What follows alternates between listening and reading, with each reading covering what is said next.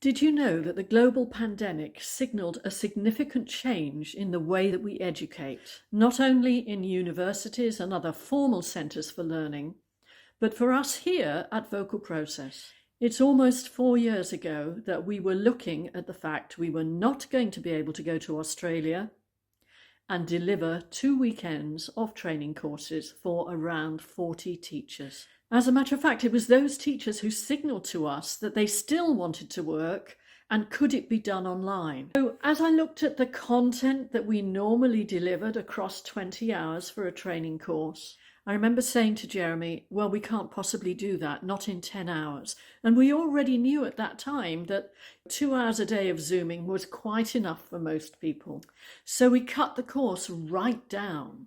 And you know what was so interesting? When we got those people together in the room, we realised that something profound was happening. Do you know, true education is not just about the content. The content is good, but it's also about having a community of inquiry.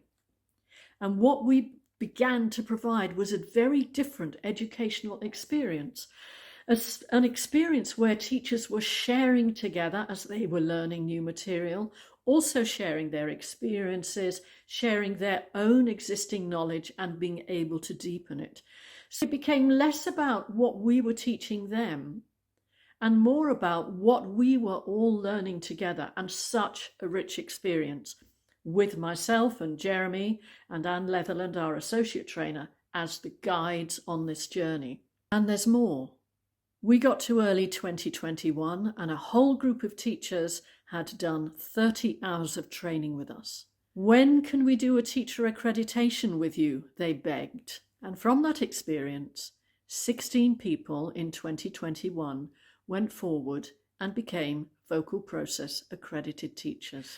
We are now in our 3rd year of that teacher accreditation program, and we are so thrilled with the way it has turned out and our teachers. It is a true community of inquiry. If you'd like to know more, please DM us and get in touch.